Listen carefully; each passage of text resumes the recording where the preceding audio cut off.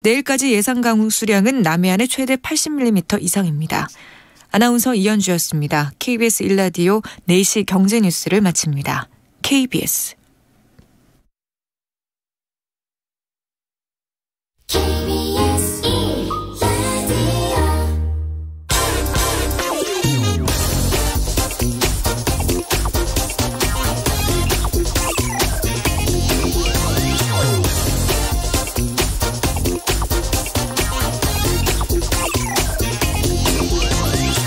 대우조선해양 하청업체 노동자들의 파업이 48일째 이어지고 있습니다. 파업을 하는 건 대우조선 본사 노동자들이 아니라 용접과 도장 같은 가장 위험하고 힘든 작업을 하는 하청업체 노동자들입니다. 대부분 그렇듯이 본사 직원들이 꺼려하는 일은 하청업체에 맡기고 있습니다. 그래도 일이 좀 힘들 뿐이지 예전엔 하청업체에서 일해도 벌이가 괜찮았습니다. 그런데 7년 전 조선업이 어려워지자 하청업체 임금부터 깎여 나가기 시작했습니다. 10년 차, 20년 차 숙련공들의 임금조차도 최저임금으로 내려갔고 하청업체 노동자 7만여 명이 해고되거나 스스로 조선소를 떠났습니다. 올해 한국조선업은 수주량 세계 1위 타이틀을 다시 회복했습니다. 하청업체 노동자들의 요구는 이 조선업이 어려웠을 때 깎인 임금을 다시 좀 회복시켜달라는 겁니다. 원청사인 대우조선해양은 이건 하청업체들이 해결해야 할 일이라면서 지금까지 손을 놓고 있다가 닷새 전에야 협상 테이블에 앉았습니다. 그리고 윤석열 대통령은 기다릴 만큼 기다렸다 이렇게 말했습니다. 근본적으로 이 4차 산업혁명 시대에 하청 노동자 임금을 쥐어짜야만 유지될 수 있는 이런 기업이 도대체 국가 경제에 얼마나 도움이 될지 이거 의문스럽습니다. 네, 경제와 정의를 다잡는 홍반장, 저는 KBS 기자 홍사원입니다. 홍사원의 경제쇼 출발하겠습니다. 유튜브 오늘도 함께 갑시다.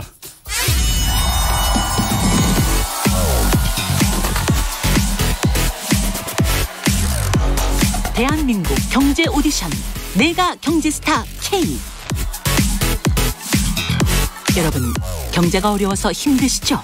그래서 준비했습니다. 대한민국 경제 오디션 내가 경제스타 K. 힘든 경제 상황을 이겨낸 감동 스토리, 우리 가정의 특별한 경제교육법, 슬기로운 투자 아이디어. 경제와 관련된 이야기라면 모두 환영합니다. 총 상금 6천만 원을 준비했습니다. 자세한 내용은 홍사원의 경제쇼 홈페이지를 참고하세요. 이 프로그램은 당신의 투자의 길을 춤추게 하는 새로운 투자 플랫폼 탱고픽에서 함께합니다. 네, 총 상금 6천만 원 걸린 대한민국 경제 오디션 내가 경제스타 K 12월 9일까지 사연을 받고 있습니다. 대상 한 명에게 2천만 원, 최우수상에게는 500만 원씩 상금이 주어집니다.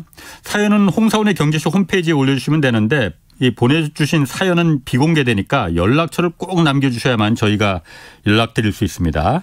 자, 홍사원의 경제쇼 시작하겠습니다. IMF가 세계 경제가 지금 2차 대전 이후 세계 최대 도전을 맞고 있다 이렇게 진단했다고 합니다. 세계 경제 어떤 흐름으로 지금 가고 있는 건지 짚어보겠습니다. 최백은 건국대 경제학과 교수 나오셨습니다. 안녕하세요. 네, 안녕하세요. 자, 옐런 미국 재무장관이 어제 한국 방문해서 추경호 경제부총리 그리고 또 이창용 한국은행 총재 만났어요. 네. 그래서 언론에서도 그렇고 지금 원달러 환율이 워낙 오르니까 미국하고 달러 그 스와프, 한미 간 스와프 이거 맺어야 된다. 통화 스와프 맺어야 된다 이렇게 했는데 나온 거 보니까 합의된 거 보니까 스와프는 아니고 필요할 때 달러 유동성 공급 장치를 도입하기로 했다. 좀 어렵습니다, 말이. 이게 뭔 말인가요? 달러 유동성이라는 것이요. 달러 현금을 그러니까 지원할 수 있는 공급할 수 있는 어떤 방안을 좀 검토해 보겠다는 이런 정도 아주 원론적인 얘기입니다.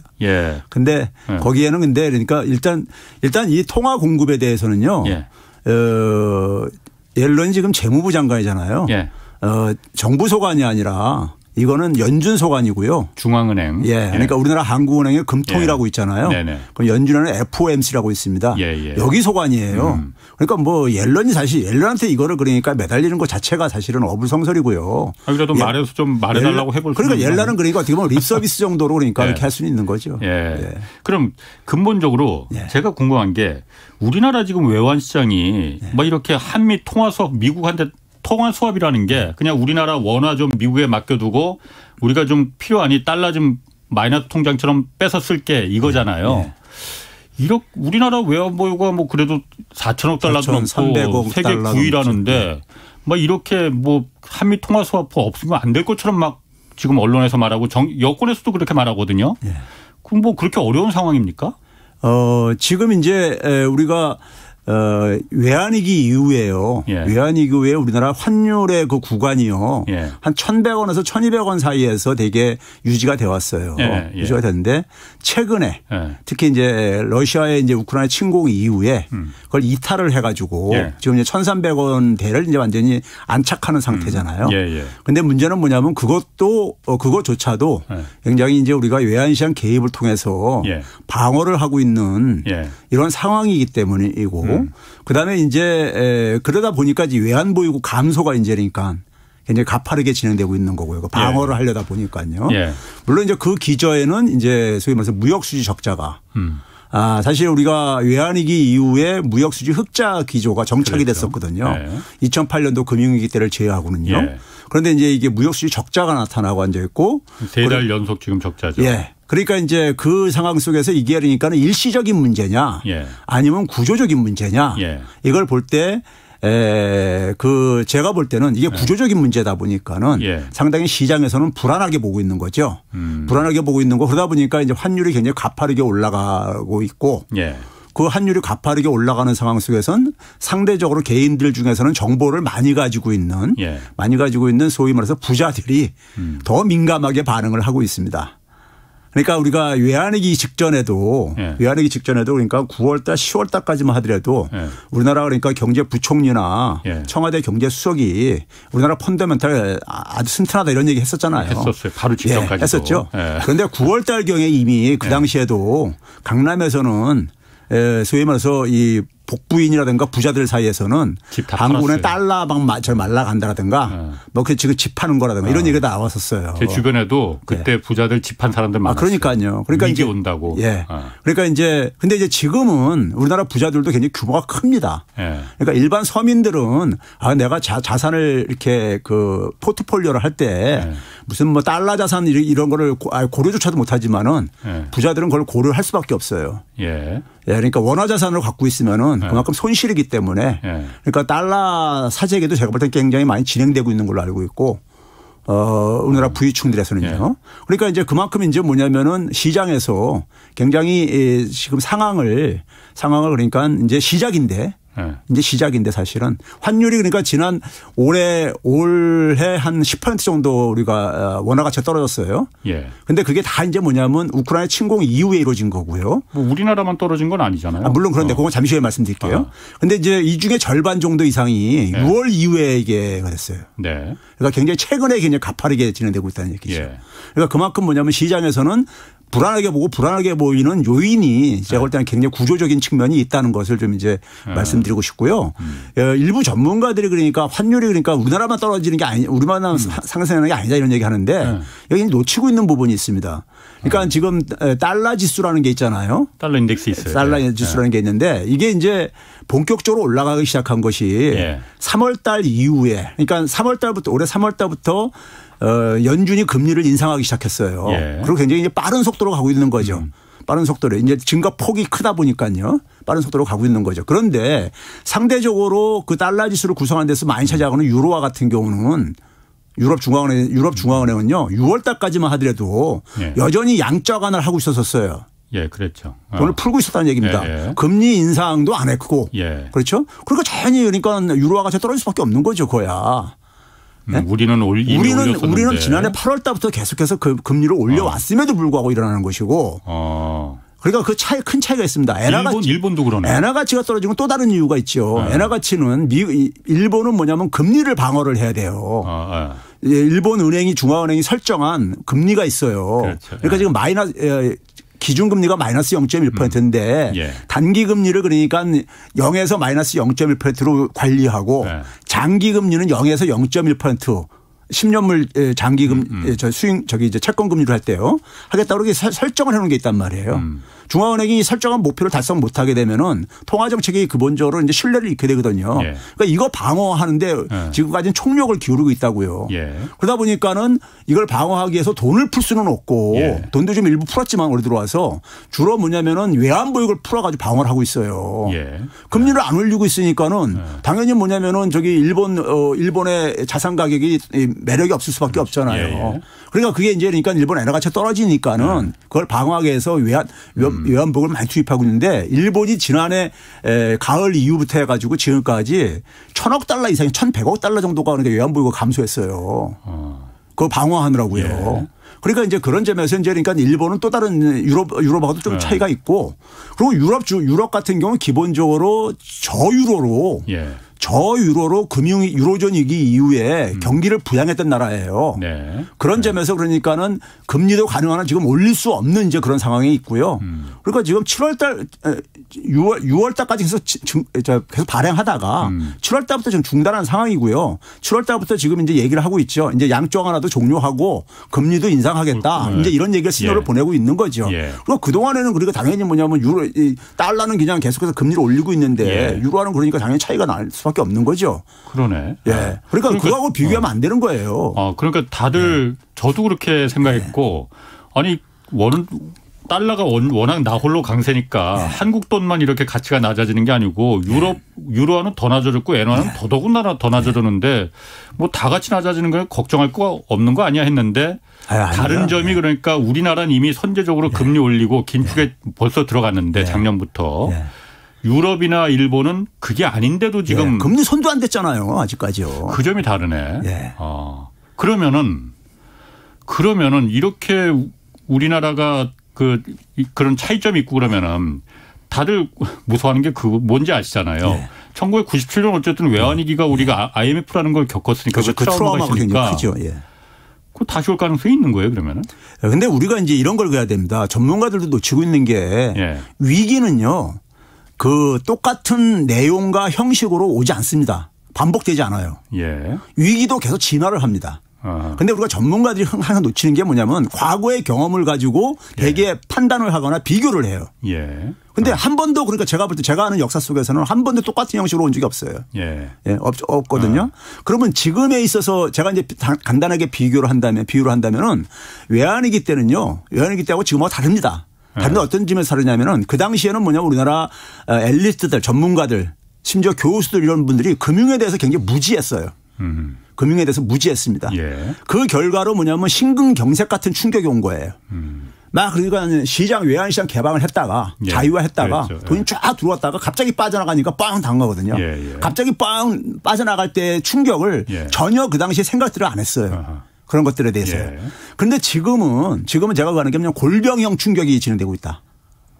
골병형 충격. 이게 뭐냐면은 이제 문제는 이게 뭐냐 아까 얘기했듯이 일시적이라면은 이거 걱정할 필요가 없는데 우리나라 외환보유고도 한 4,300억 달러 이상 있고 그러니까는 이게 구조적인 거라면은 지금 우리가 경험하고 있는 무역 적자, 외환보유고 감소, 그다음에 환율 상승 이런 것들이요. 이런 것들이 그러니까 계속해서 진행되거나 악화될 가능성이 있다는 거죠. 그렇다면은 그것이 계속 진행될 경우에는 시장의 투자자들은 굉장히 빠르게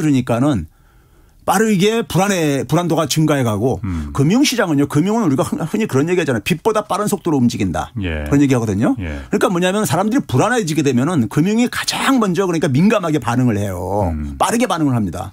그러니까 굉장히 악순환 고리가 작동할 수 있어요. 눈사태처럼요. 순식간에요. 그래서 이제 제가 걱정하는 건 뭐냐면은 원인을 그러니까 처방을 해야 된다 하는 것이고요. 그 얘기는 뭐 시간이 오늘 그 얘기는 저희가 토요일 날 경제쇼 플러스에서 다시 한번 그 얘기 좀 하기로 했잖아요. 그러니까 뭐 그 얘기까지 오늘 다 하면 이거 한 시간 그러니까 오늘 이거 주제를 다 못 다루고요. 그건 토요일 날 다시 한번 경제쇼 플러스에서 다시 한번 좀 저희가 좀 논의를 하고 요거 한 가지만 제가 물어볼게요. 통화 수합 얘기하고 뭐 또 엊그제는 이 기재부에서 우리나라 이제 국채 외국인들이 국채 사고 거기서 이득을 얻으면은 여기에서 얻는 세금은 외국인들은 면세시켜 주겠다. 뭐 외국에서도 많이 다른 나라들도 그렇게 한다고는 하는데 지금은 사실 이렇게 막 외환 보유가 좀 줄어들고 환율이 뭐 올라가는 시기에 갑자기 이 얘기를 하니까 이게 한국이 뭐 좀 다급한 거 아닌가 이런 생각을 저만 하도 그런데 수많은 이제 그 외국의 국제 투기자본들이 뭐 군침 흘리고 있는 투기자본들이 많이 있을 거 아니에요. 그럼 야 한국이 뭐 저렇게 보니까 뭐 다급한 거 아니야? 통화 수화부도 지금 목매고 뭐 국채 소득에 대해서 사고 파는 데 대해서 그 면세도 해주겠다는데 그런 잘못된 시그널을 보여주는 가능성은 없어요. 그거 굉장히 중요한 지적을 하신 거예요. 금융시장은 그런 곳입니다. 금융시장은 그런 곳인데. 보다 빠르다. 예. 이게 뭐냐면은 제가 항상 많이 얘기하는 것이 뭐냐면 첫 단추를 잘못 꼈을 때요. 예. 첫 단추 잘못 끼고선 계속 그걸 방치하면요. 계속 어긋나잖아요. 예. 그리고 뭐냐면은 굉장히 그 미봉책을 굉장히 동원을 할 수밖에 없어요. 예. 쫓아다니면서 그러니까 그 소위 말해서 대응하는 방식으로요. 예. 그러니까 지금 이제 뭐냐면은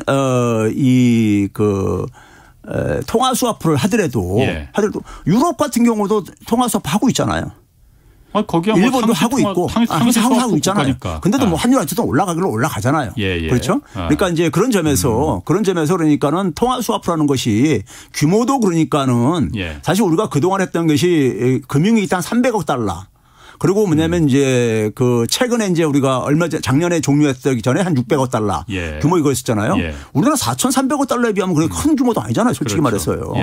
그런데 이제 그런 점에서 그것이 만병통치약은 아니라 이거죠. 그런데 문제는 뭐냐면 홍 기자님이 지적하셨듯이 시장에 주는 시그널이 있다고요. 시장에 주는 시그널이 그러니까 그런 부정적인 측면이 분명히 있다고요. 한국이 굉장히 저는 옐런이 와가지고 거기에 대해서 그러니까는 담당 그러니까 부총리뿐만 아니라 한국은행 총재 이 당사자들뿐만 아니라 대통령까지도 나서가지고 무슨 얘기를 했냐면은 경제금융동맹이라는 표현을 썼어요. 그러니까 뭐냐면 5월 달에 정상회담하면서 이제 합의했던 것이 뭐냐면은 기존에 우리는 군사동맹이었잖아요. 한미 간의 관계가요. 근데 여기에 뭐냐면 이제 그러니까는 소위 말해서 경제 문제도 경제 안보도 그러니까 포함시키자는 것이 이제 기본 내용이었었는데 여기에 갑자기 금융이라는 용어를 딱 집어준 거예요. 어저께 이제 이렇게 대통령 입에서 나온 표현이요. 그 얘기는 뭐냐면은 그걸 이제 그 속내를 드러낸 거죠. 우리 지금 그러니까 이 금융시장이 굉장히 불안하고 그러니까는 이 부분도 좀 그러니까 동맹 차원에서 좀 이 부분도 좀 그러니까는 고려를 했으면 좋겠다. 이런 메시지를 보낸 거예요. 대통령 입에서요. 이거 갑자기 뜬금없이 경제금융동맹이라는 이런 표현을 금융이라는 용어를 집어였다고 거기다가요. 그 얘기는 뭐냐면은 옐런이라는 사실 그러니까 옐런은 통화 수합하고 아무 관련이 없는 인사예요. 아무 관련이 있다고 하면 좀 과하지만은 직접적인 책임자가 아니에요. 재무를 통화 수화풀은요 중앙은행의 소관이고 우리나라 한국은행의 금융통화위원회가 있듯이 미국에도 연준의 FOMC라고 있습니다. FOMC의 권한이에요. 이거는요. 그런데 이거를 그러니까 이제 뭐 제니 옐런이 과거 연준 의장이긴 했었지만은 본인의 저건 아니에요. 사실은요. 뭐 원칙적으로는 그렇죠. 근데 뭐 근데 어쨌든 간에 제니 옐런한테 그러니까 제가 볼 때는 온 정부가 매달려 가지고 그러니까 한미 통화 수합 꼭 구걸하는 식으로 이런 모습이 보여지고 있는 측면도 있다고요. 거기에 그러니까 사활을 걸고 그러니까요. 그런데 그런 것들이 시장에서 볼 때는 한편에서는 그러니까 우리나라가 괜찮다. 외환위기 일어날 가능성 없다 이렇게 얘기를 하면서 한편에서는 그런 모습을 보여주는 것이 이거를 그러니까 사람들은 해석을 할 때 금융 같은 경우는 굉장히 불안할 때가 문제거든요. 평온할 때는 별 문제가 없습니다. 불안할 때는 그런 부정적인 측면을 더 그러니까는 무게중심을 더 둡니다. 당연히 그렇죠. 그랬을 때 그러니까 그런 점에서 홍 기자님이 지적하셨듯이 그런 점이 이제 그러니까는 그 안 좋은 시그널을 주는 측면이 있는 거죠. 아니 그러면은 진짜로 만약 우리가 뭔가 뭐 저는 잘 모르지만 만약 진짜로 뭔가 다급한 사정이 있다면은 미국의 그런 그 좀 매달릴 사정이 있다면은 조용히 그러니까 모르게 이렇게 해야 되는 겁니까 그러면은? 하려면 그렇게 해야죠 사실. 하려면은? 알겠습니다. 그 얘기는 하여튼 토요일 날 저희 경제쇼 플러스에서 주말에 한번 다시 한번 좀 그 다루기로 하고 이번에 옐런 그 재무장관 왔을 때 러시아산 석유에 대한 가격 상한제도 지금 논의했어요. 이 얘기는 좀 오래전부터 나왔는데 우리나라도 한국도 원칙적으로 좀 동참하겠다는 뜻을 밝히는 거잖아요. 일단 러시아산 가격 상한제라는 게 러시아가 지금 우크라이나 전쟁 공안 못된 짓을 저질렀으니 그거로다가 석유판 돈으로도 전쟁 자금을 대고 있으니 이거는 인도주의적인 차원에서 안 되지 않느냐. 그러니까 뭐 예를 들어서 우리가 동맹국끼리는 러시아산 석유는 헐값에만 일정 달러 이상으로는 우리 사지 말자. 이렇게 담합을 하는 거잖아요. 일종의. 그렇죠. 예. 이게 가능합니까? 이거 얘기가 나왔을 때요. 예. 이것에 대한 이제 실행 방안을 마련하는 것을 아무래도 유럽이 이제 그러니까는 주요 이해 관계자다 보니까는 유럽에다가 이걸 맡기기로 했어요. EU에다가. 그런데 EU의 관리들이 이걸 듣고서는 참 콧방귀 꼈어요. 기술적으로 이거 거의 불가능하다. 이렇게 반응이 나왔었습니다. 그런데 일단은 뭐냐면 이 부분이 현실적으로 일단은 지금 어려운 것이 뭐냐면 그동안에 그러니까는 이거잖아요. 미국의 입장 속에서는 미국의 헤게모니에 러시아하고 중국이 그러니까 도전하고 있다고 보는 거고 그래서 이제 어쨌든 전쟁을 지금 하고 있는 건데 하고 있는데 러시아가 그러니까 전쟁을 계속할 수 있는 동력이 바로 이제 석유 팔아가지고 나오는 수입된 돈 때문에 생기는 거라고 생각해서 지금 이러고 있는 거잖아요. 그걸 이제 그러니까 제한하기 위해서요. 그러면 그랬을 때 여기에 지금 가장 방해가 되는 게 누굽니까?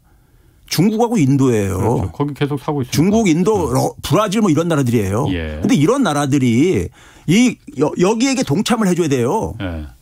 기본적으로는요. 우리나라 같은 경우는 제재에 이미 참여하고 있다고요. 기존에도. 하고 있기 때문에 우리나라는 변수가 아니고 중국이나 인도나 브라질 이런 나라들이 협조 안 했었던 나라들이 협조를 해줘야 되는 거예요. 그런데 이들 나라들이 콧방귀 끼고 있다고요. 네? 중국은 뭐냐면 러시아 오히려 그러니까 간접적 지원도 해주고 지지도 해주고 앉아 있고 그렇잖아요. 그리고 인도 같은 경우는 뭐냐면 한쪽에 쏠리면서 편드는 것에 대해서 굉장히 경계를 하고 있거든요. 그러니까 이거 해가지고 그러니까 러시아하고 관계가 악화되는 거 원치 않다 이거죠. 그러니까요. 그러니까 일단은 두 나라가 그거 하고 앉아 있고요. 그다음에 뭐냐면 또 한 가지 점은 뭐냐면은 이 중동에서도 우리 최근에 보도가 나왔잖아요. 중동에서도 이거 수입해가지고 정제해가지고 다시 팔아먹고 앉아 있고 이랬었다는 거 아니에요. 그러니까 이번에 근데 사우디 방문에서 우리가 바이든이 굉장히 참 허탈할 정도로 이런 결과가 나오고 그랬잖아요. 거기다가 뭐냐면 이번에 옐런이 한국에 오기 전에 먼저 갔던 데가 인도네시아 발리 아닙니까? G20 정상회담하기에서요. 거기서 뭐냐면은 이걸 이제 체크를 들어봤어요. 했는데 뭐냐면 의장국가인 인도네시아 재무부 장관이자 이 사람이 고개 설레설레 줬어요. 이것이 지금 핵심 문제가 아니다. 이거 한다고 해서 이게 무슨 되는 게 아니다. 석유 문제가. 인도네시아 G20 외무장관 회담에서도 이 러시아산 석유에 대해서 제재하자는 거 논의가 있었다. 이거 옐런하고 개인적으로 얘기가 논의가 왔는데 보도에 나오기로는 그러니까는 이거 가지고 해결되는 문제가 아니다. 이거는 지금 세계 석유 문제는. 그러니까 지금 뭐냐면 정작 그러니까는 우리가 이 문제를 갈 때 유럽 같은 경우 그러니까 말로는 그러니까 그거 가능하면은 검토하겠다 이렇게 하고 있지만은 그리고 한국이 그러니까 덥석 그러니까 받아들이고 그러고 있지만은 주요 그러니까 여기에 그러니까는 동참을 해줘야 될 국가들이 반응이 그러니까는 띠띠무근하고 하여간 부정적으로 생각하고 앉았다 이거예요. 석유 싸게 준다는데 그거 왜 거부하느냐 이렇게 하고 있다 이거죠. 그렇죠. 거기다가 뭐냐면 이제 한 가지 또 우려하는 게 그거 아니에요. 러시아가 보복으로 아니라 공급을 줄이거나 하게 되면은 오히려 더 그러니까 역효과도 나타날 수 있다. 뭐 이런 여러 가지 이유로 인해 가지고 지금 그러니까는 기본적으로 미국이 딱 제안을 했는데 그 기존의 그러니까 구도를 바꾸는 어떤 하나의 변화가 안 일어나고 있다 이거예요. 안 일어나고 있고 거기다가 이제 이번에 사우디 가서도 그러니까는 사우디 가서도 이제 본 게 뭐냐면은 이것도 그러니까 상당히 이 석유 시장의 전문가들이라든가 석유 시장의 구조를 아는 사람들은 이거 굉장히 처음부터 그러니까 왜 이렇게 일반 국민들이 그럴 수 있다 생각하는데 굉장히 현실성이 떨어진다. 현실성이 떨어지는 이런 그러니까 생각을 했던 것이 뭐냐면요. 했던 게 뭐냐면은 석유는 사우디아라비아가 증산할 수 있는 결정할 수 있는 문제가 아니에요. 오페크하고 비오페크 국가들이 회원 국가들이 모여서 감산량 이런 거 결정하고 전체 그러니까 합의하에 이게 결정하고 있는 이런 구조잖아요. 그러니까 소위 말해서 그 구조를 이해한다면은 사우디 입장에서도 자기 혼자 결정할 수 있는 문제가 아닌 거예요. 자기가. 그러다 보니까는 사우디는 그런 식으로 이제 그러니까는 대응을 한 거예요. 여기서 내가 해줄 수 있는 얘기도 아니고 논의할 수 있는 주제도 아니다 이렇게 해버린 거예요. 그래도 오페크에서 사우디의 입김이 크니 사우디가 좀 설득하면은 사우디가 좀 오페크 가서 이렇게 합시다 이렇게 좀 입김이 큰 나라니까 할 수 있는 거 아닌가요? 그런데 그렇게 되게 되면요. 예. 그렇게 되게 되면 오페크라는 것은 일종의 뭐냐면 시장에서 보면 담합이잖아요. 예. 담합이라고요. 근데 담합이라는 것이 잘 되려면요. 협조가 이루어져야 됩니다. 예? 예. 그런데 자기가 조금 더 힘이 세다고 해가지고 예. 그걸 깨트리거나 그렇게 되면요. 예. 그래서 오페크에 그러니까 작동하는 하나의 철학이 있다고요. 예. 자기들 나름대로 그러니까요. 시장 상황도 고려한다고 수요자들에 대해서 얘기도 하지만은 예. 기본적으로 오페크의 회원 국가들의 이익을 위해 가지고 예. 그것도 중요한 양대 변수가 있단 말이에요. 그런데 그거를 그러니까 내가 제일 그러니까는 강하니까 내가 마음대로 가겠다면은 이게 이제 그러니까는 오페크 담합이 그러니까 상당히 유지되기가 힘들지요. 그런 구조를 깨트리기가 쉽지가 않다 이거예요. 예. 그리고 뭐 사우디도 그러니까 그걸 핑계를 댈 수도 있는 거고. 예. 예. 뭐 사우디가 사실 미국하고 관계가 예전처럼 그렇게 돈독한 것도 아니고 요즘은 그렇죠. 사우디가 뭐 그 러시아하고 중국 주도하는 그 브릭스에도 지금 가입하겠다고 지금 하는 거잖아요. 예. 그리고 또 이번에 그 옐런 장관 왔을 때 그 프렌드 쇼어링도 추진한다고 했어요. 예. 프렌드 쇼어링, 리쇼어링, 뭐 오프쇼어링 이거는 들어봤는데 프렌드 쇼어링은 뭡니까? 이게 이제 이걸 이해하려면은 청취자들이요. 예. 청취자들이 지난 이제 그러니까 우리가 한 30년 동안에 진행된 걸 좀 우리가 좀 먼저 좀 이렇게 좀 리뷰를 해야 되는데요. 예. 리뷰를 해야 되는데 우리가 90년대 초에 그러니까 소련 연방이 그러니까 해체가 되고 예. 동구권이 붕괴되잖아요. 예. 붕괴되면서 미국이 이제 그러니까 미국하고 경쟁 상대가 없어진 거잖아요. 쉽게 얘기하면요. 예. 없어지면서 미국이 자신감을 갖고 예. 추진한 것이 뭐냐면 세계화 전략입니다. 그렇죠. 예. 그것을 추진하는 데 속에서 그 결과물이 예. 소위 말해서 WTO인 거예요. 아하. WTO가 진정한 의미에서 다자주의 세계 무역 시스템입니다. 네. 처음으로 그러니까 전 세계 대부분 국가들이 참여해가지고 만들어낸 예. 결과물이에요. 다자주의. 예. 그거 가지고 하면서 물론 그걸 하는 데 속에서는 기본적으로 월가 자본들이 이해가 깊숙이 개입됐죠. 네네. 이걸 하면서 그 당시부터 90대 후반부터 심지어 경영학계나 이런 경제학에서도 국제경영학이라는 이런 과목이라든가 이런 분야가 굉장히 부상이 되고 그럽니다. 예. 그 이유는 뭐냐면은 기업도 경영을 그러니까는 국제적인 관점에서 경영을 할 수 있게 된 거예요. 그러면 전 세계 국제 분업 체계를 만들 수 있었던 거죠. 지금 뭐냐면 생산비 절감을 위해 가지고 예. 생산비 절감을 위해서 전 세계를 활용할 수 있는 네네. 이런 이제 가능해졌던 거죠. 세계화로 인해서요. 예. 그게 이제 WTO 체제란 말이에요. 네네. 그런데 이제 거기에 2001년도 말에 중국이 가입을 하죠. 그렇죠. WTO에. 중국에 가입할 무렵만 하더라도 중국은 미국 GDP의 13% 정도밖에 안 됐었어요. 예. 그런데 중국이 굉장히 그 가입하면서 굉장히 많은 혜택을 받죠. 그렇죠. 혜택을 받아가지고 2007년도에 한 40%까지 올라가고 미국 GDP 대비해서요. 네네. 그다음에 뭐냐면 트럼프가 집권하기 전에는 한 이게 70%까지 60%까지 올라갑니다. 예. 그리고 바이든 집권할 무렵에 70%까지 올라가게 되고요. 예. 굉장히 이제 혜택을 많이 본 거예요. 중국이요. 그런데 그러다 보니까는 이 중국의 문제가 이제 금융위기 이후에 예. 중국의 문제가 미국의 헤게모니를 그러니까 위협한다고 이제 생각을 하면서 네. 이제 그러니까는 소위 말해서 이제 통제가 들어가기 시작하죠. 예. 들어가는데 아주 결정적인 어떤 하나의 통제 들어간 건 사실 트럼프 정부 때입니다. 트럼프 정부 때 뭐냐면 중국에 대해서 무역 전쟁을 거하고 화해를 제재를 하고 뭐 이런 거 하잖아요. 예. 그때 그랬던 것이 뭐냐면 리쇼어링이 물론 오바마 때도 좀 일부 얘기되지만 리쇼어링이 이제 되죠. 근데 WTO 체제는 기본적으로 오프쇼어링이죠. 전 세계를 대상으로 생산 기지를 구축하는 거니까요. 리쇼어링은 그러니까 오프쇼어링은 예. 싼 곳에다 공장 지어서 예. 거기서 물건을 싸게 만들어서 그렇죠. 이제 미국에는 뭐 들어오는 그러니까 거. 전 세계를 대상으로 예. 기업 경영을 하는 거예요. 리쇼어링은 그거 안 좋더라. 예. 그냥 그러니까 이제 뭐냐면 우리나라로 다 이제 불러들이자 예. 이거죠. 자국으로. 예. 근데 그게 불가능한 것이요. 예. 그게 불가능한 것이 기업들한테 굉장히 그러니까 생산 비용에 압박을 줄 수밖에 없습니다.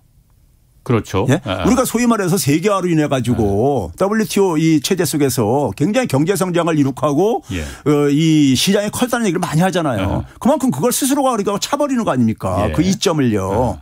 그런데 그렇게 하다가 그러면서 이제 트럼프가 그걸 했었던 때는 뭐냐면은 자, 이거 보니까는 다자주의 협상 가지고는 다자주의 체제 가지고는 예. 중국을 저걸 견제를 못 한다. 이렇게 생각이 바뀐 거죠. 미국이 역추월당할 수 있다. 예. 그래서 뭐냐면은 WTO 무시해버리죠. 완전히요. 아하. 그리고 심지어 뭐냐면 다자주의를 폐기를 하죠. 예. TPP라든가 이런 것들 막 폐기하고 막 그랬잖아요. 예. 그렇죠? 그러니까 이 다자주의, 그 다음에 그러면서 뭐냐 양자주의로 갔죠.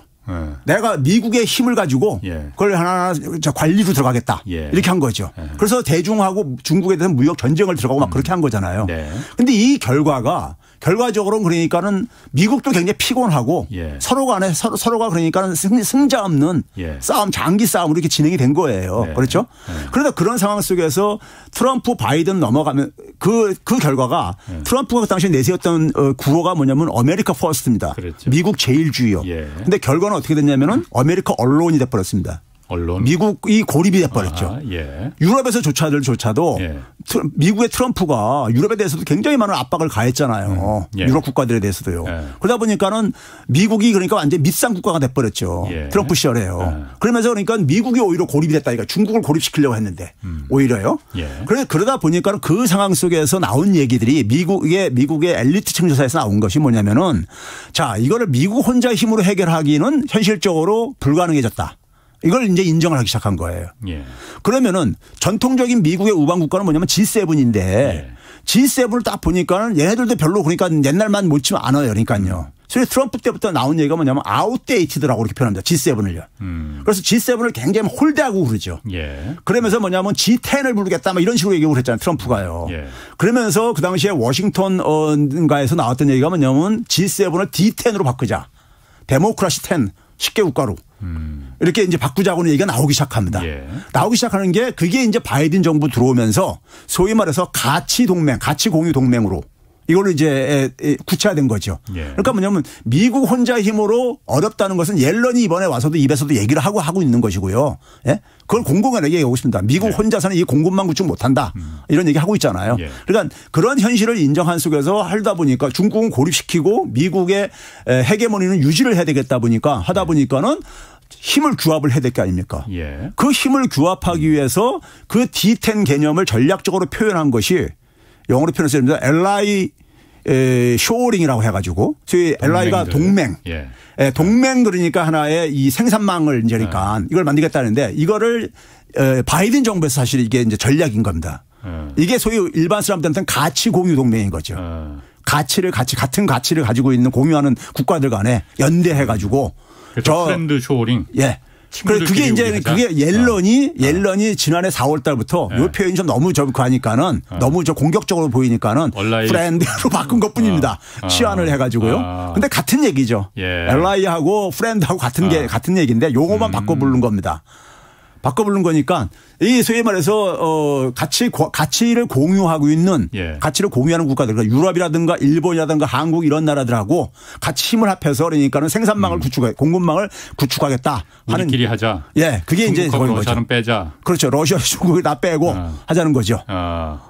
그러면은 지금 요즘 한참 나오는 게 칩포 동맹이라는 게 또 있잖아요. 반도체 칩할 때 그 칩포 동맹 미국을 중심으로 해서 한국, 일본, 대만 이 네 나라가 어쨌든 반도체에 대해서 이 생산과 기술을 갖고 있으니 이것도 그럼 이 프렌드 쇼링에 포함이 되는 겁니까? 그러면? 그렇죠. 이게 뭐냐면요. 자, 이번에 이제 러시아의 우크라이나 침공과 관련해 가지고 미국의 전문가들이 이렇게 오래 가리라고 예측한 사람이 한 사람도 없어요. 그러니까 예측이 실패한 거예요. 전혀 예측이 실패한 거예요. 러시아를 제재를 하고 하면은 러시아가 금세 달러도 바닥나고 해가지고 갈 줄 알았는데 전쟁은 결국 돈이 있어야 되는 건데 근데 이게 예상대로 안 간 거예요. 뭐 처음에 한 달간은 그렇게 가는 것 같더니 다시 그냥 금방 회복해더라고요. 그렇죠. 결과적으로 실패한 거예요. 미국의 엘리트들의 전망이요. 미국의 엘리트들이 그런 전망을 고백을 하고 있습니다. 실패했다는 걸요. 그러면 그 상황 속에서 딱 보니까는 자기들도 당한단 말이에요. 지금 뭐냐면 러시아하고 가면서 러시아를 제재를 했는데 유럽이 지금 못 살겠다고 죽겠다고 하고 앉아있거든요. 그러니까 미국도 지금 그 여파로 어쨌든 간에 인플레이션이 굉장히 고공행진하고 앉아있고요. 그렇죠? 그러니까 뭐냐면 이걸 자기들은 직접적으로 지금 전쟁하고 있는 것도 아닌데 자기들도 그러니까 굉장히 피해가 심한 거예요. 그러니까 뭐냐면 만약에 이제 근데 중국하고 또 이제 한번 할 때 중국하고 한다고 할 때 러시아도 이렇게 버거운데 중국하고 한다고 할 때 이 피해가 다시 또 재발될 가능성이 있잖아요. 그러니까 이 피해를 최소화시키려면 어떻게 해야 되겠느냐. 중국이 보복을 할 수 있는 거. 러시아가 지금 그러니까 보복하는 게 바로 뭐예요. 이 에너지 가지고 보복을 하는 거잖아요. 근데 이제 중국이 보복할 수 있는 거. 이거를 그러니까 어쨌든 간에 미리 대비책을 마련해야 되겠다는 거죠. 예. 그러니까 그 대비책을 마련하는 데 있어서 가장 보니까는 히토류를 포함해서 예. 광물들이요. 미국도 광물은 굉장히 많습니다. 많은데 뭐냐면 미국은 이 자연환경 파괴 뭐 이런 것 때문에 개발을 못하고 있는 저거고 예. 그러니까 중국은 그걸 막 개발을 해서 막 하는데 히토류 이제 그러니까 그걸 제한을 했었단 말이에요. 그렇죠. 그러니까 저게 무기가 될 수 있겠구나 이런 생각도 했었고요. 거기다 뭐냐면 지금 이제 반도체 는 이제 뭐냐면은 미국이 지금 보게 되면은 미래산업과 관련해 가지고 지금 전기차를 갈 때 미래차를 갈 때 전기차가 중국보다 오히려 생산량 측면에서 양적인 측면에서는 뒤처지고 있습니다. 예, 그렇죠. 뒤처지고 있어요. 예. 그러니까 그 전기차에서는 핵심이 배터리잖아요. 배터리요. 그러니까 이 배터리에서 보게 되면 중국과 한국이 그러니까 양대 산맥을 이루고 있거든요. 이루고 있는데 그러니까 소위 말해서 중국을 상대적으로 주저앉히면서 동시에 중국이 미국이나 서방 국가들을 공격하지 못하게 하는 거 하다 보니까 주로 광물들하고 반도체 등을 비롯해서 여기 초점을 맞춘 거예요. 2차 배터리를. 여기다 초점을 맞추고 있는 거예요. 일단은 표면적으로요. 가장 일단 시급한 게 그러다 보니까 이제 기본적으로 우리나라 들어오기 전에도 기본적으로 했던 게 뭐였었습니까요? IPEF 같은 거는 디지털 협력 5G 통신망 저기 가겠다고 한 것이고 그리고 그 이후에 또 그 한 것이 뭐냐면 지금 치포 할 뿐만 아니라 그다음에 MPP라는 게 있습니다. 이게 미네랄 그러니까 주요 광물 이게 그것도 마찬가지로 저걸 만들었어요. 그러니까 동맹국들끼리 미국 동맹국들. 거기 이제 호주가 이제 굉장히 그런 게 많고 그러니까는. 그러니까 이런 것들을 계속 만들고 있는 거예요. 그다음에 그러니까 이제 뭐냐 배터리 동맹까지 하겠다. 장기적으로 그러니까 중국이 보복할 수 있는 약점을 잡을 수 있는 걸 사전에 좀 차단하겠다. 그러면서 차원에서. 중국의 또 성장도 억제할 수 있는 거. 이런 거를 그러니까 동시에 그러니까 이런 부분 중에서 급한 것들부터 중심으로 핵심적인 것들 부분 중심으로 그걸 동맹을 프렌드 쇼링을 만들겠다는 거예요 지금요. 프렌드 쇼링이 이제 그런 의미라 이거죠. 그렇죠. 그걸 이제 구체적으로 담고 있는 것들이 그런 것들이죠. 중국이 보복할 수 있는 걸 사전에 미연에 좀 방지할 수 있는 나라들끼리 동맹국들끼리 있는 나라들 모아서 우리끼리 그러니까 중국이 혹시 보복하더라도 견딜 수 있게끔 해보자. 그렇죠. 이런 거라 이거죠. 그렇죠. 반도체도 보게 되면 그러니까 네 나라가 한 80% 차지한다는 거 아니에요. 그러니까 그 정도 힘을 모으면은. 그럼 공격 무기가 될 수도 있고 방어 무기가 될 수도 있는 거라 이거죠. 그런데 어쨌든 그래서 처음에 IPEF 그때부터 시작해서 중국을 배제하자는 게 목표는 이제 중국이니까 중국을 배제하자는 거라서 어쨌든 한국이 가장 약한 고리가 될 거 아니냐. 중국에 의지하고 어쨌든 우리나라는 한국은 중국하고 절대적인 무역을 교육 1위 국가니까 중국이 한국이 가장 약한 고리가 될 것 아니냐. 그래서 보복하면 어쩌지? 이런 우려들이 좀 있었습니다. 그런데 지금 계속 가도 중국이 별로 그렇게 반응 안 하잖아요. 지금 이렇게 처음에 IPEF부터 시작해서 지금 치포 동맹, 프렌드 쇼링 또 아까 MPP 이런 거 나와도 중국이 별로 그렇게 간혹 말은 하는데 그렇게 세게 말하지 않는단 말이에요. 그냥 지켜보는 겁니까? 지금 있잖아요. 우리만 지금 굉장히 어설프게 말로 리스크를 많이 만들고 있는데 탈중국이 이렇게 떠들어대고 앉아있고 그러는데 이런 거는 있잖아요. 사실 입으로 표현할 필요가 없는 얘기들이에요. 그러니까 이거는 사실상 그냥 감춰뒀다가 준비를 하고 이렇게 속으로 해야 되는 것이지 할 의지나 의사가 있다 하더라도 그래야 되는 것이지 이걸 그냥 막 떠벌리고 해야 될 이런 문제는 아니죠. 이런 거는 사실은. 물론 그건 그렇습니다. 전략적으로도 전술적으로도 그런 것이고요. 그런데 이제 중국 입장 속에서 볼 때 그러니까 치포에 대해서 반대 의사를 얘기했죠. IPEF도 반대를 하고 그러죠. 당연히 그 정도 반대도 안 하면 하는데 한다는 얘기는 뭐냐면 지금 그게 IPEF도 구체적인 내용이 그러니까는 지금 이렇게 드러나는 건 아니잖아요. 지금 그걸 이제 그러니까 드러나지도 않는데 그러니까 먼저 이제 흥분해 가지고 막 갈 수는 없는 거잖아요. 그렇죠? 지금 치포 동맹도 한국 참여 반대한다는 의사는 표현했지만은 그게 어떤 식으로 전개될지는 그런 거잖아요. 그러니까 이게 지금 뭐냐면은 우리나라 국민들이 이걸 이해하셔야 돼요. 우리나라 국민들이 많은 국민들이 사실은 이게 식민지적으로 트라우마라고 생각하는데 미국이 요구하는데 어쩔 수 없지 않냐 그러는데 우리 한번 잠깐 지난 1년 동안을 생각해 보세요. 1년 전에 그러니까 바이든 정부가 그러니까 2021년부터 출범을 했기 때문에 바이든이 출범하면서 문재인 정부는 마지막 해였었단 말이에요. 임기요. 작년 5월 달에 한미 정상회담 했을 때 그때 나왔던 것이 뭐냐면은 포괄적 파트너십 구축이었었습니다. 한미 정상회담을 한마디로 표현할 때 제목이 포괄적 파트너십이었었어요. 컴프레hen시브 파트너십이었습니다. 올해 윤석열 대통령하고 한미 정상회담에서 나온 그 핵심은 뭐냐면요. 포괄적. 똑같아요. 그다음에 뭐냐면 전략 동맹입니다. 파트너십이 전략 동맹으로 바뀐 거예요. 이게 무슨 차이가 있는 거냐면요. 우리가 흔히 말해서 윤석열 정부가 문재인 정부가 대미 관계 속에서 굉장히 그러니까는 악화시켰다 뭐 이런 얘기 뭐 하고 그러잖아요. 그러니까 뭔가 내가 한미 관계는 새롭게 좀 이제 바꾸긴 바꿔야 되겠는데 하면서 바꾼 게 파트너십을 전략 동맹으로 바꿨는데요. 파트너십은 영어에 대해서 좀 이제 의미를 알고 계신 분들은 알겠지만은 파트너십은 철저하게 호혜주의적인 겁니다. 동등한 관계라. 호혜주의예요. 내가 없으면 상대방도 존재할 수 없고 하는 이런 관계입니다. 파트너 어원이 그렇게 돼 있습니다. 그러니까 뭐냐면 한미 간에는 기본적으로 군사 안보 동맹 국가잖아요. 그런데 나머지 부분 포괄이라는 얘기는 군사 안보 말고 나머지 부분에 있어서 어떤 관계를 갈 것이냐 했을 때 그걸 파트너십 관계로 규정을 한 거예요. 그러니까 뭐냐면 여기엔 이건 동맹하고 이건 틀린데 그다음에 이제 전략 동맹은 뭐냐면은 전략적인 관점 속에서 하나가 되겠다는 거예요. 그러면 그 전략이 한국의 전략하고 미국의 전략은 똑같을 수가 없잖아요. 100% 똑같을 수가 없는 거잖아요. 일부 공통되는 부분도 있겠지만은요. 그렇죠? 그러니까 한미 군사 동맹 같은 경우도 미국의 이익도 있고 한국의 이익도 있고 그런 거예요. 그런데 이제 우리가 전략 동맹을 했을 때 그 전략의 중심은 아무래도 미국 전략이 중심이라 이거예요. 미국 전략이요. 미국 국가 전략에. 미국 국가 전략을 중심에 놓고 그 속에서 포괄적으로 군사 동맹 말고도 군사 이외 분야에서도 그러니까 동맹을 하겠다는 얘기인데 그중에 핵심이 바로 뭐냐면 지난번 한미 정상회담에서 나온 얘기가 경제 기술 분야를 그러니까 제가 늘 표현하는 게 뭐냐면 한국의 경제 기술을 미국의 안보 개념의 하위 개념으로 만들었다. 하위 개념화 시켰다. 이건 이제 이렇게 평가를 하는 거거든요.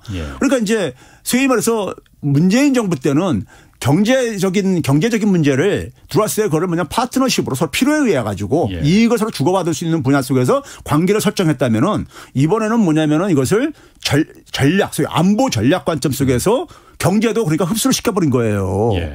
그러니까 그걸 합의를 한 거예요. 5월 달에요. 그러니까 옐런은 이번에 와가지고 새로운 걸 들고 온 게 아니라요. 그것의 구체적인 실행안들을 사실상 통보하러 온 거예요. 그러니까 거기서 무슨 회담을 해가지고 합의했다 이런 얘기 안 나오잖아요. 그런데 어쨌든 과거 정부와 현재 정부 이 비교를 하는 거는 생각의 차이가 여러 사람들이 있으니까. 아니 제 얘기는요. 아니 잠깐만.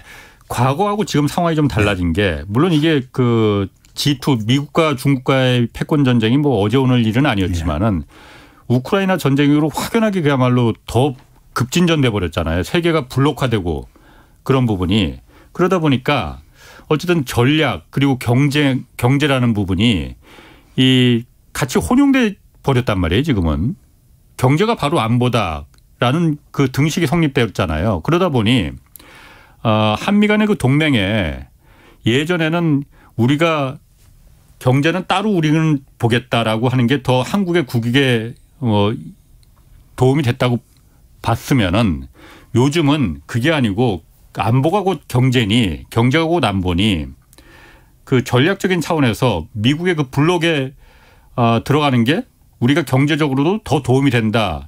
이렇게 지금 봐서 더 적극적으로 우리가 들어가는 거다 이렇게 볼 수도 있는 거 아닌가요? 아니 그러니까 그게 이제 소위 말해서 제가 앞에서 얘기한 많은 분들이 미국이 그렇게 요구를 하면은 우리는 수용할 수밖에 없다는 이런 이제 의식이 굉장히 깊숙이 내재되어 있는데 작년까지만 해도 안 그럴 수가 있었고 지금도 여전히 그러니까 전 세계가 블록화 돼가고 있지만은 여전히 경제적인 이익 관점 속에서는 서로가 그러니까 따로따로 돌아가고 있잖아요. 많은 나라들이요. 인도뿐만 아니라 우리가 예를 들어서 그러니까는 군사 안보적으로 러시아하고 그러니까 우리가 무슨 적대적인 관계일 필요가 없는 거잖아요. 당연히 그렇죠. 미국은 그럴 수가 있지만요. 그렇죠. 중국도 마찬가지잖아요. 그런데 거기에 그러니까 우리가 뭐냐면 그 미국의 군사 안보적인 어떤 관점에 우리의 모든 것이 다 그러니까 빨려 들어가게 돼 버리면은 빨려 들어가니까 지금 문제인 거잖아요. 지금요. 먼저 나서서 할 필요가 있겠느냐. 그렇죠. 그러니까 우리가 다른 나라들도 많은 지구상의 많은 나라들도 자기들이 그러니까 지금 인플레이션 심한 상황 속에서 저기 브라질 같은 경우 그 얘기하는 거 아니에요. 브라질도 굉장히 극우 정권 아니에요. 거기도요. 그런데 그 대통령이 하는 얘기가 뭡니까? 우리 지금 인플레이션을 죽겠고 못 살겠고 하니까 싼 석유 갖다 써야 되겠다 이거예요. 지금요. 러시아산 석유 써야 되겠다 이거잖아요. 그러면 그런 식으로 그러니까 경제적인 문제까지 그러니까 다 그러니까 그렇게 할 거면 우리가 그러니까 미국의 한 주가 되면 되는 거지 그냥요. 솔직히 말해서요. 예? 그게 뭐 한 주나 뭐가 틀린 거예요. 그렇게 되면요. 근데 우리는 우리의 그러니까 이익이라는 게 있는 거잖아요. 이익이라는 게 있는 것이고 우리가 1년 전까지만 하더라도 경제를 상당히 그러니까는 소위 말해서 미국과의 군사 안보 동맹은 다들 인정한다 이거예요.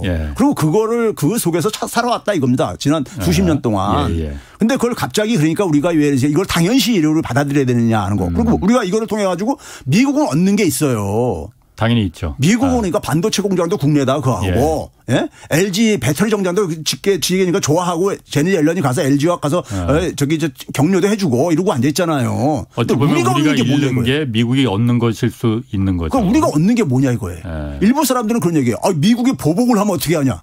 미국이 그러니까 왜 우리한테 그러니까는 뭐 반도체 장비 파는 거를 그동안에 뭐 우리를 그러니까 위에서 파는 겁니까? 그게 아니잖아요.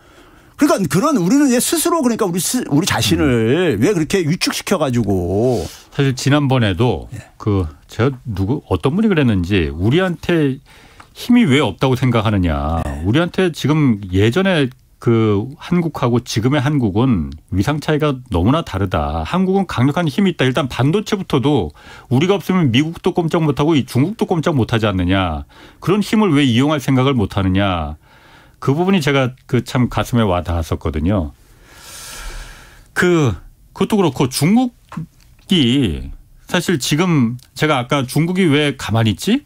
물론 그 정도 말은 좀 하긴 했었지만은 어느 정도 좀 반발하는 중국이 왜 가만히 있지 하고 했는데 중국이 요즘 자기 코가 석자 아닌가. 왜냐하면 지난 2분기 성장률이 좀 충격적이었잖아요. 0.4% 성장했잖아요. 이게 뭐 예상보다 훨씬 작았는데 거의 0%대 성장이니까 왜 이렇게 중국이 내려앉는 겁니까? 먼저 그 성장률 0.4%라는 것은요. 연율입니다. 지난해 그러니까는 2분기 대비한 올해 2분기에 성적이에요. 플러스 나온 거는. 그렇죠. 근데 우리가 일반적으로 우리가 좀 봐야 될 거는요. 전기 대비 성장률도 좀 같이 봐야 되는데요. 전기 대비 성장률은 마이너스 2.6%입니다. 그러니까 1분기 대비해서요. 그러니까 상당히 그러니까 후퇴를 한 거죠. 그러니까 우리가 연속해서 한 2분기 연속 가격은 정리 침체라 그러는데 그러니까 마이너스 2.6%는 굉장히 큰 거고 시장에서 대개 한 마이너스 1.5%를 예상했는데 그거를 거의 그러니까 한 1%포인트 이상 뛰어넘는 거니까 굉장히 큰 충격이죠. 근데 저는 이거는 어떻게 보면 자연스러운 결과라고 생각이 들어요. 하나는 뭐냐 기술적으로는 일단은 뭐냐면은 표면상으로는 중국이 작년에 4분기하고 올해 1분기 때 특히 작년 4분기부터 성장률이 괜찮았어요. 괜찮게 나왔어요.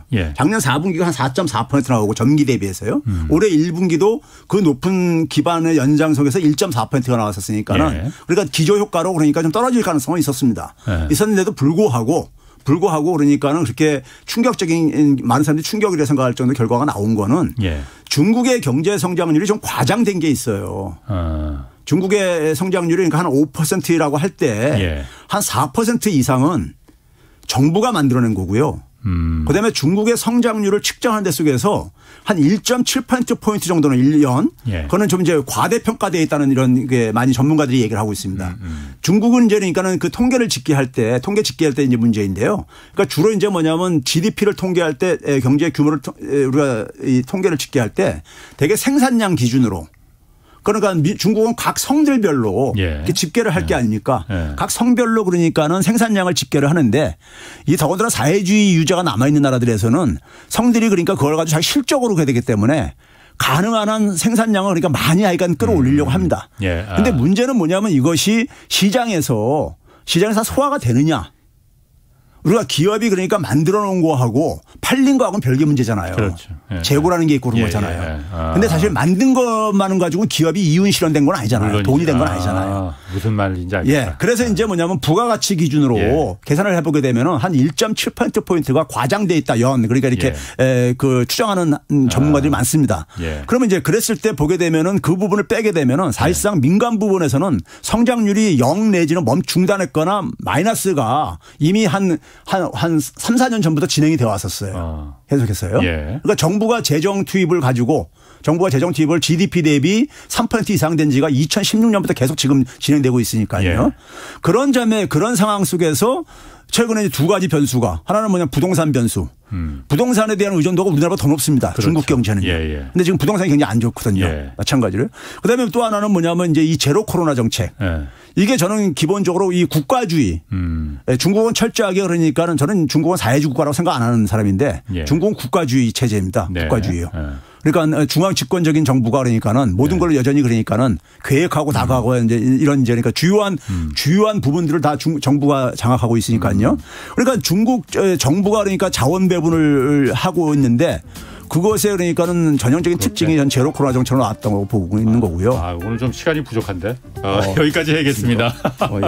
갑자기 끊어서 죄송합니다. 최백운 건국대 경제학과 교수였습니다. 고맙습니다. 네, 감사합니다. 네. 지금까지 경제와 정의를 다잡는 홍반장 홍사원의 경제쇼였습니다.